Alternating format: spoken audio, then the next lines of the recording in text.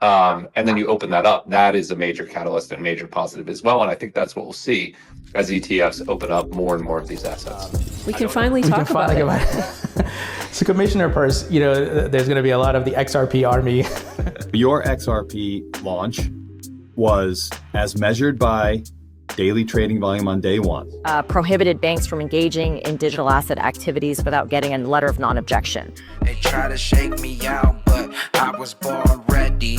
Dropping down the price, then I be getting plenty. They want all your bags, and they want all them empty. YCIO drops a bombshell. XRP's limited supply plus Wall Street demand equals a major XRP catalyst. But first, Black Friday is here. Get your DCENT biometric wallet with a massive savings.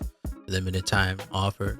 Don't miss it. Welcome back to some more Moon O'Clock news, good glitches. And as always, nothing in this video is financial or investment advice. Please, always do your own research. DCENT Mega Black Friday sale now on. Save up to $129. Black Friday 11/20 to 12/3. DCENT wallets. Your best wallet for XRP, XLM, XDC, Blair, Algo, DAG. 2X package, 40% off. And the single pack, 30% off. Check the links in the description. Not your keys, not your crypto. XAIF crypto big regulatory move. So it begins. Prohibited banks from engaging in digital asset activities without getting a letter of non-objection from the bank regulators. The infamous SAB 121, which I think the SEC forgot that banks are public companies and that banks custody things.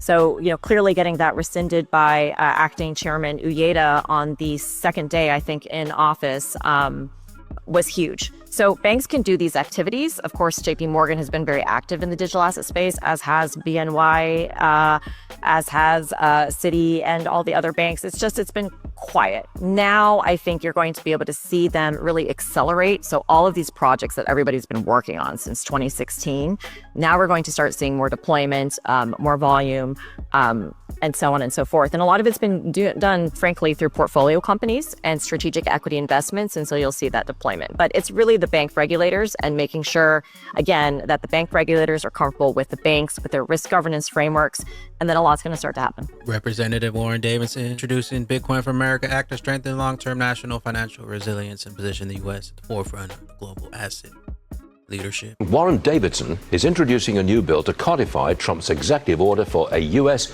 Bitcoin reserve. Congressman Davidson joins me now. Congressman, a series of questions here. Number one, what is a Bitcoin reserve? What does it do? And how do you build it? Well, first of all, the president created a strategic reserve of Bitcoin in part because the United States government didn't have like a single custodian. You had every agency in the government that might have had an asset, seized an asset, or anything else, any kind of digital asset, they didn't have custody of it. So they were losing track of the private keys. So essentially, when you lose your keys, it's like losing a pile of cash. Yeah. So they created an organized way and put it under Treasury to say, hey, we're going to have a single custodian for all of the Bitcoin, kind of like Fort Knox for crypto, right? Okay. And then they said, well, not all crypto is created equally. Bitcoin we want to hold on to. It's an appreciating asset over a long period of time. Some of these other things, we should just sell them off and buy more Bitcoin. But they wanted to do it in a deficit neutral way. And I think a lot of people have been like, well, how else do you put money in there? And so we're introducing legislation that not only codifies that executive order, so there's a common sense way to have custody for the Bitcoin and other digital assets, but you can contribute. So when you pay your taxes, you can pay your taxes in Bitcoin. So Bitcoin is currency in that sense, and there's no capital gains. So for people that have held Bitcoin for a long time, they've experienced significant capital gains. When I first took office in 2016, Bitcoin was $500 or $600. Now, over 90,000. It's reached higher, but significant capital gains. Another one from XAIF Crypto. Huge praise for XRP ETF. Oh yeah. All I would say is that you're being really humble with some of your first mover advantage. So I'll be the one to say it. Your XRP launch was, as measured by daily trading volume on day one, the number one launch of all ETFs and ETPs in the US market this year. That is an absolutely insane stat. And so I'm going to use a round number of $60 million of daily, dollar volume on day one, which is just part and parcel to two things. Number one, you brought something to market where there was demand. And number two, the market wanted it and needed it. And so those type of liquidity parameters are something that really should be applauded. It should be applauded by the crypto industry. It should be applauded by the ETF industry.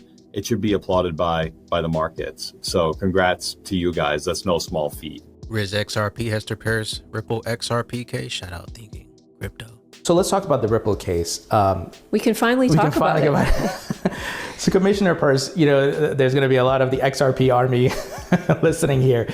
Why was this case brought in the first place? Was it just simply, it was the Wild West days of the crypto market, the regulators, the industry, no one really knew what was going on, just that this is a technology we're building, we're innovating. Was that the crux of it? Well, as I said at the beginning, I can only speak for myself. Sure. And since I didn't support the case, you're probably not asking the right woman why we brought the case. Right. Again, it was part of a broader effort that I was concerned about, which is using enforcement to try to write rules in a pretty difficult landscape. Sure. And so what I think would have made more sense is to think about how different projects were going about offering their tokens and trying to get to a world where we did end up with better disclosure, but also where folks had the choice of whether they wanted to participate in these markets or not. Sure. What did you think about Judge Torres's ruling?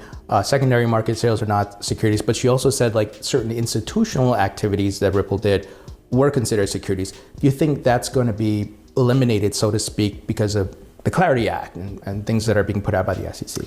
I mean, her ruling was pretty nuanced. So I think from a lawyer's perspective, you have to look at the nuance of that ruling. Sure. But I think that the point that case really underscores is that you can have a token that is not itself a security, but is offered in a transaction that is a securities offering. Sure.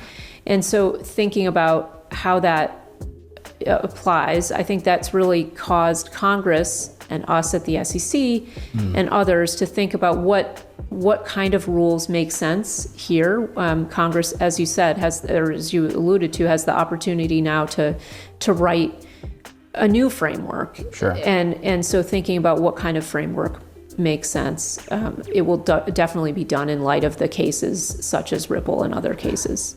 Breaking, Bitwise, bombshell, XRP's limited supply plus Wall Street demand equals a major catalyst for XRP opening limited supply asset to Wall Street. That's a massive catalyst. When you have more people able to buy an asset with a limited supply, all else equal, that's very positive. So I think it's hard to look at opening this up to institutional capital as anything but net positive. Obviously, the long-term price of an asset is driven by its fundamentals, but it's also true that if you exclude a big portion of the world's money from being able to gain exposure to it, and then you open that up, that is a major catalyst and major positive as well. And I think that's what we'll see as ETFs open up more and more of these assets. I don't have the statistics in front of me of where it ranks for day one ETF volume, but it did north of $20 million of trading. There's obviously a strong, more than 1 million shares traded on a day when the market is down.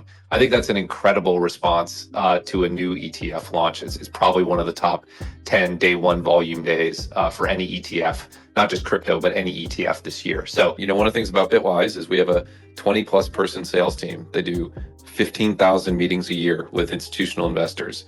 And XRP won't come up in every one of those meetings, but it will come up in a number of them. I'll tell you that when I go and meet with the largest financial advisors, XRP does come up. They want to know what we think. And now we can tell them, and now we have a vehicle that they can use to express that view.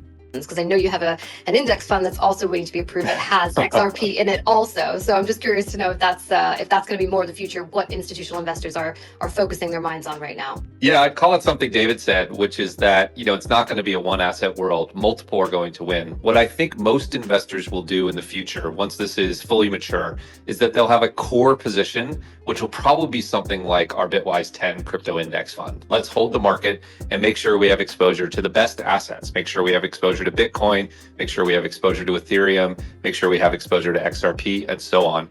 And then they'll have satellite positions that they overweight these individual assets because they're particularly excited about sort of the B2B and international cross-border payments that XRP enables. So they want to overweight that. Meanwhile, XRP taps around $1.80, currently right around $1.92. But the longer they take, the higher we keep climbing. Appreciate you stopping by, tuning in for another one.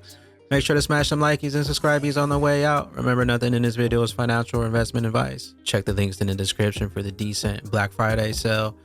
We'll see you at the tippy top. Later, glitches. Later, glitches. Can you take me with you when we blow up? Can you take me with you when we blow up? When we blowin'. When we blowin'. Can you take me with you when we blow up? Can you take me with you when we blow up? When we blowin'. When we blowin'. You ain't get yourself a bag, now we blowin' up fast. You sitting in the back, looking mad. Looking mad.